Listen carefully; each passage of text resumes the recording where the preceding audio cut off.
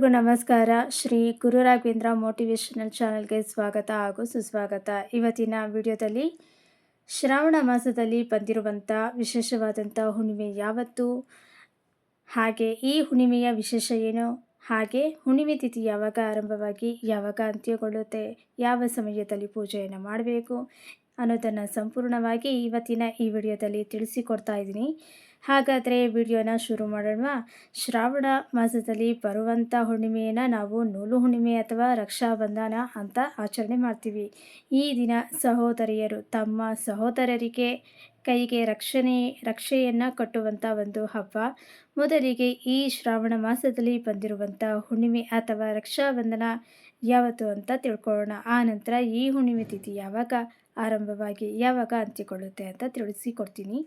ಶ್ರಾವಣ ಮಾಸದಲ್ಲಿ ಬಂದಿರುವಂಥ ನೂಲು ಹುಣ್ಣಿಮೆ ಅಥವಾ ರಕ್ಷಾಬಂಧನ ಈ ವರ್ಷ ಅಂದರೆ 2026ನೇ ಇಸ್ವಿಯಲ್ಲಿ ಆಗಸ್ಟ್ 28ನೇ ತಾರೀಕು ಶುಕ್ರವಾರದ ದಿವಸ ಬಂದಿದೆ. ಹುಣ್ಣಿಮೆ ತಿಥಿ ಯಾವಾಗ ಆರಂಭವಾಗಿ ಯಾವಾಗ ಅಂತ್ಯಗೊಳ್ಳುತ್ತೆ ಅಂತ ತಿಳ್ಕೊಳ್ಳೋಣ. ಆ ನಂತರ ರಾಖಿಯನ್ನು ಯಾವ ಶುಭ ಮುಹೂರ್ತದಲ್ಲಿ ಕಟ್ಟಬೇಕು ಅಂತ ತಿಳಿಸ್ತೀನಿ. ಹುಣ್ಣಿಮೆ ತಿಥಿ ಆರಂಭವಾಗುವಂಥದ್ದು ಆಗಸ್ಟ್ 27ನೇ ತಾರೀಕು ಗುರುವಾರದ ದಿವಸ ಬೆಳಗ್ಗೆ 9:08 ಆರಂಭವಾಗಿ ಆಗಸ್ಟ್ 28ನೇ ಶುಕ್ರವಾರದ ದಿವಸ 9:48 ಅಂತ್ಯವಾಗುತ್ತೆ. ಇಲ್ಲಿ ಹೆಚ್ಚಿನ ಪ್ರಮಾಣದ ಹುಣ್ಣಿಮೆ ತಿಥಿ ಆಗಸ್ಟ್ 27ನೇ ತಾರೀಕು ಗುರುವಾರದ ದಿವಸ ಇದ್ದರೂ ಕೂಡ ಸೂರ್ಯ ಉದಯ ಆಗುವಂಥ ತಿಥಿಯನ್ನು ನಾವು ಕನ್ಸಿಡರ್ ಮಾಡಿದರೆ ಆಗಸ್ಟ್ 28ನೇ ತಾರೀಕು ರಕ್ಷಾಬಂಧನ ಅಥವಾ ಶ್ರಾವಣ ಹುಣ್ಣಿಮೆ ನೂಲು ಹುಣ್ಣಿಮೆಯನ್ನು ಆಚರಣೆ ಮಾಡಬೇಕಾಗುತ್ತೆ. ಶುಕ್ರವಾರದ ದಿವಸ ಬಂದಿರೋದ್ರಿಂದ ವರಮಹಾಲಕ್ಷ್ಮಿ ಹಬ್ಬವನ್ನು ಯಾರು ಹಬ್ಬದ ದಿವಸ ಆಚರಣೆ ಮಾಡೋದಕ್ಕೆ ಆಗಿಲ್ವೋ ಅಂಥವರು ಈ ಆಗಸ್ಟ್ 28ನೇ ತಾರೀಕು ವರಮಹಾಲಕ್ಷ್ಮಿ ಹಬ್ಬವನ್ನು ಮಾಡ್ಬೋದು.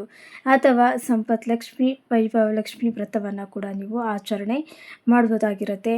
ಇನ್ನು ಈ ದಿನ ರಕ್ಷಾಬಂಧನ ಅಥವಾ ರಾಖಿಯನ್ನು ಯಾವ ಶುಭ ಮುಹೂರ್ತದಲ್ಲಿ ಕಟ್ಟಬೇಕು ಅಂತ ಇವಾಗ ತಿಳ್ಕೊಳ್ಳೋಣ. ರಕ್ಷಾಬಂಧನ ದಿವಸ ರಾಖಿ ಕಟ್ಟೋದಕ್ಕೆ ಶುಭ ಮುಹೂರ್ತ ಒಂದು ಬೆಳಗ್ಗೆ 6:08 ಬೆಳಗ್ಗೆ 9:48 ಕೂಡ ನಿಮಗೆ ಸಮಯ ಇರುತ್ತೆ. ಈ ಒಂದು ಶುಭ ಮುಹೂರ್ತದಲ್ಲಿ ನೀವು ನಿಮ್ಮ ಅಣ್ಣಂದಿರಿಗೆ ಅಥವಾ ತಮ್ಮಂದಿರಿಗೆ ಕೈಗೆ ರಕ್ಷಾಬಂಧನವನ್ನು ಕಟ್ಟಬೋದು. ಟೋಟಲಾಗಿ 3.5 ಗಂಟೆಗಳು ಸಮಯ ಇರುತ್ತೆ. ಆ ಸಮಯದಲ್ಲಿ ನೀವು ರಾಖಿ ಕಟ್ಟಬೋದು. ಆ ಸಮಯದಲ್ಲಿ ಆಗಲಿಲ್ಲ ಅಂತ ಅಂದರೆ ರಾಹುಕಾಲ ಬಿಟ್ಟು ಬೇರೆ ಸಮಯದಲ್ಲಿ ಕೂಡ ಆವತ್ತಿನ ದಿವಸ ನೀವು ರಾಖಿಯನ್ನು ಕಟ್ಟಬೋದು. ಇನ್ನು ವರಮಹಾಲಕ್ಷ್ಮಿ ಪೂಜೆಯನ್ನು ಮಾಡುವವರು, ಸಂಪತ್ ಲಕ್ಷ್ಮಿ ಪೂಜೆಯನ್ನು ಮಾಡುವವರು, ಹಾಗೆ ಯಾವ ಸಮಯದಲ್ಲಿ ಲಕ್ಷ್ಮಿಯನ್ನು ಕೂರಿಸಿ ಪೂಜೆ ಮಾಡಬೇಕು ಅಂತ ಈಗಾಗಲೇ ವಿಡಿಯೋದಲ್ಲಿ ತಿಳಿಸಿದ್ದೀನಿ. ಯಾರಾದರೂ ಆ ವಿಡಿಯೋನ ನೋಡಿಲ್ಲ ಅಂತ ಅಂದರೆ ದಯವಿಟ್ಟು ಹೋಗಿ ನೋಡ್ಕೊಂಡು ಬನ್ನಿ.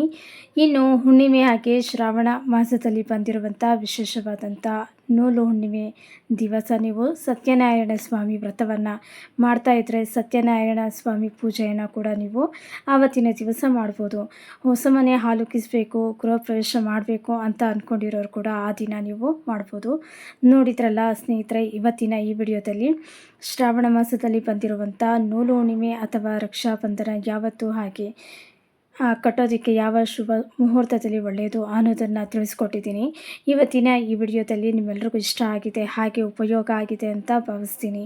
ವಿಡಿಯೋ ಇಷ್ಟ ಆಗಿದ್ರೆ ಲೈಕ್ ಮಾಡಿ, ಹಾಗೆ ಬೇರೆಯವ್ರಿಗೂ ಕೂಡ ಶೇರ್ ಮಾಡಿ. ನಿಮ್ಮ ಅನಿಸಿಕೆ ಅಭಿಪ್ರಾಯವನ್ನು ಕಮೆಂಟ್ ಮುಖಾಂತರ ಬರೆದು ತಿಳಿಸಿ ಅಂತ ಕೇಳ್ಕೊಳ್ತೀನಿ. ಉಪಯುಕ್ತ ಪೂಜಾ ಮಾಹಿತಿಯೊಂದಿಗೆ ಮತ್ತೊಮ್ಮೆ ನಿಮ್ಮನ್ನು ಭೇಟಿಯಾಗ್ತೀನಿ. ಧನ್ಯವಾದಗಳು.